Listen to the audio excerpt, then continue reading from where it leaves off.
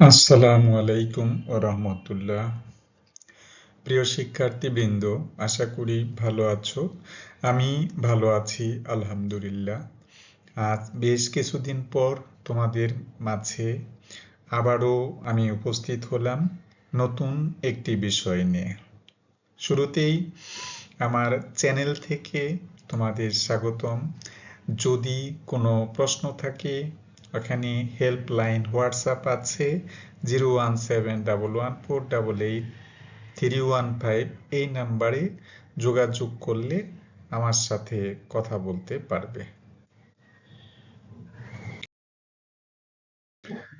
আজকে যে বিষয়টি নিয়ে কথা বলবো সেটা হচ্ছে, যারা ইন্টারমিডিয়েট লেভেলে আছো তাদের জন্য এই যে এখানে ফর এইচএসসি পার্টনারশিপ বিজনেস একটা হচ্ছে 1932, অর্থাৎ যখন দুই বা ততোধিক ব্যক্তি মুনাফা লাভের আশায় স্বল্প মেয়াদী ভিত্তিতে কোনো একটি প্রতিষ্ঠান গড়ে তোলে তাকে অংশীদারি কারবার বলে।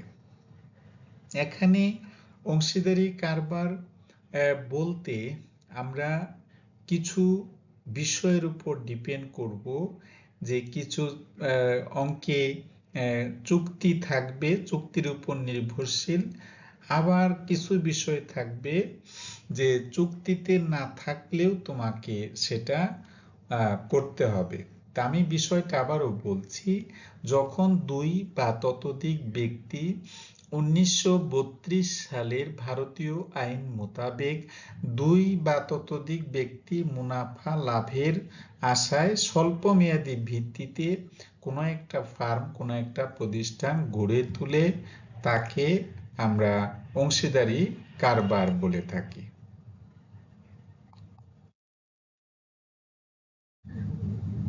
এখানে জাস্ট আমার পরিচয় দেওয়া আছে, আমি এটা ক্রিয়েট করেছি। সো পরবর্তীতে তোমরা এটা দেখতে পারবে।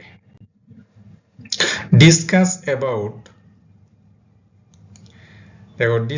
অ্যাবাউট ইন্ট্রোডাকশন, অর্থাৎ এখানে আমি কিছু কথা বলতে চাই যে যেহেতু অংশীদারি কারবার চুক্তির উপর প্রতিষ্ঠিত বা চুক্তির উপর নির্ভরশীল, সেই ক্ষেত্রে বলা যায় যে যখন দুই বা ততোধিক পার্টনার অংশীদার কারবার শুরু করবে তখন তাদের চুক্তিতে কি কি বিষয় উল্লেখ থাকবে।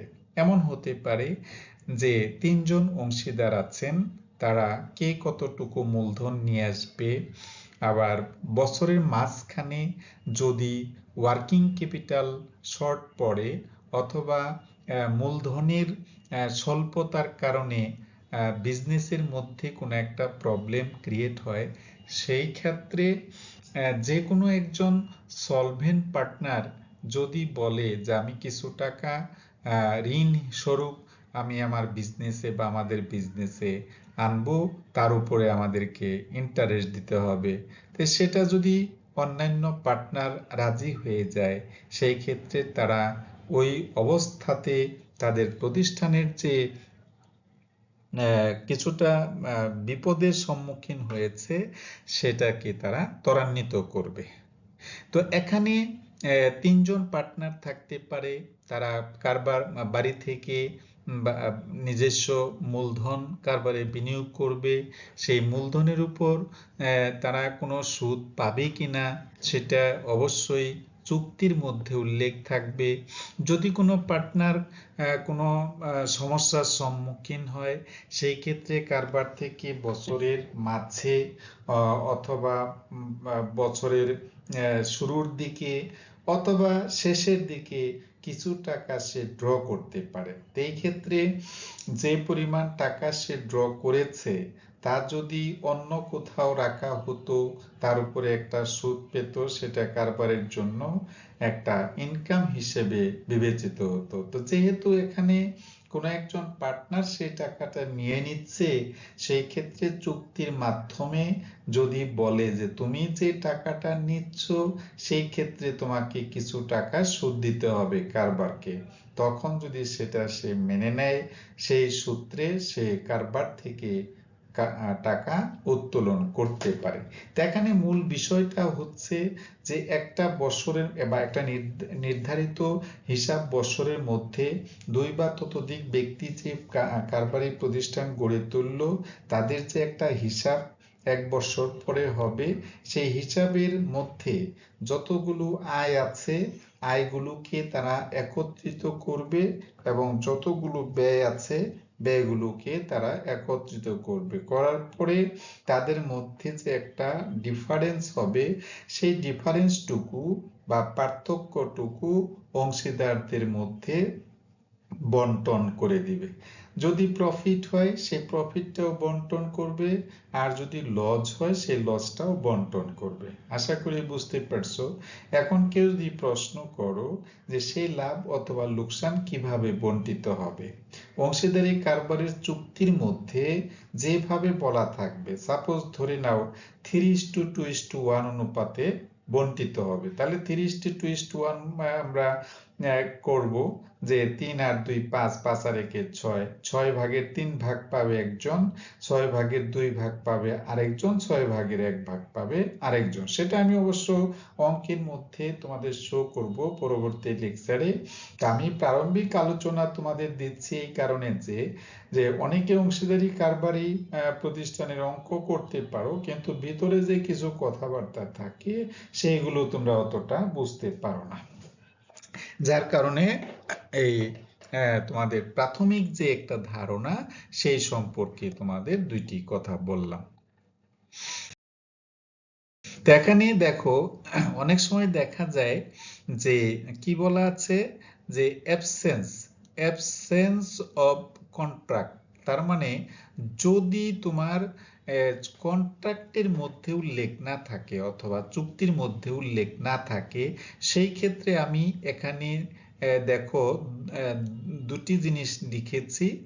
কি লিখেছি যে এক নম্বরে বলা আছে যে প্রফিট মানে কি মুনাফা, এন্ড লস মানে কি ক্ষতি। প্রফিট অথবা ক্ষতি distributed with the partner equally, তার মানে এখানে মনে করো, কি মনে করবা যে আমাদের আয় ব্যয় হিসাব করার পরে আমার 30,000 টাকা লাভ টিকছে। সাপোজ ধরে নাও এই যে 30,000 টাকা এখানে লাভ টিকলো। কত হাজার?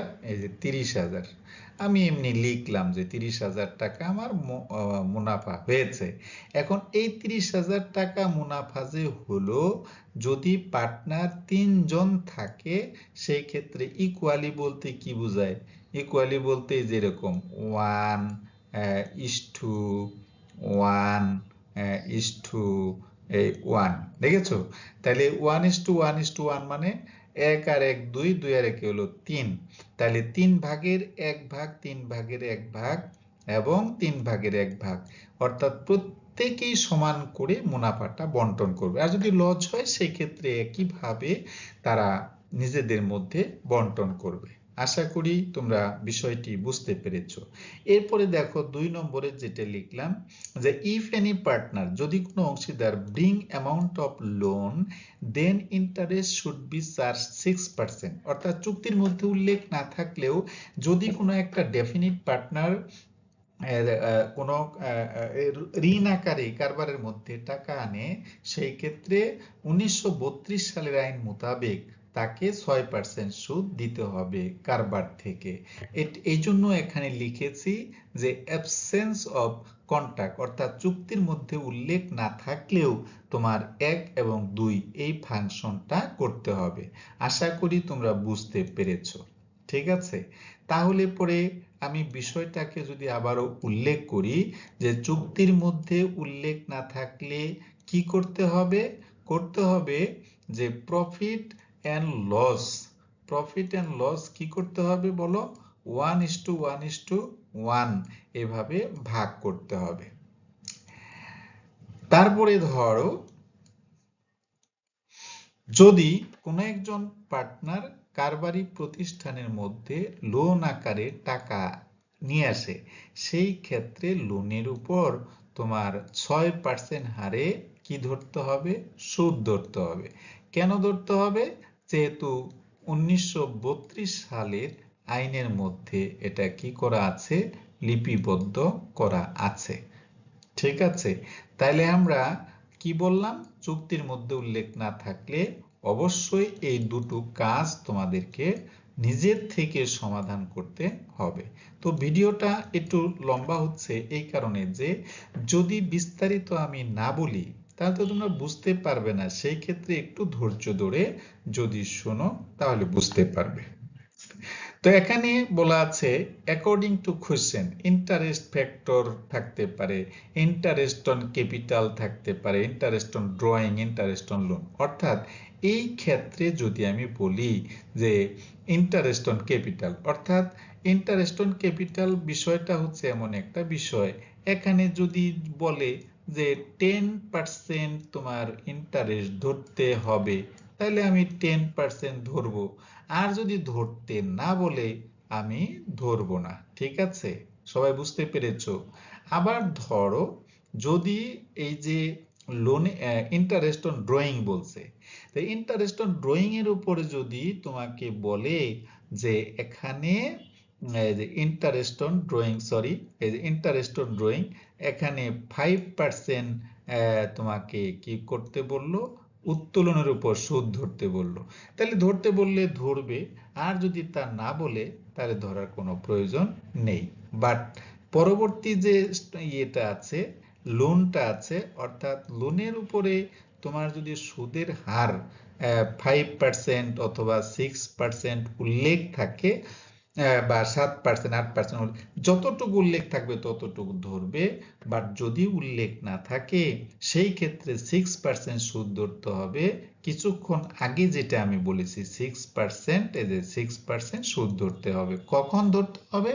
যদি অঙ্কের মধ্যে কোথাও বলা না থাকে। আশা করি তোমরা বিষয়টি বুঝতে পেরেছ।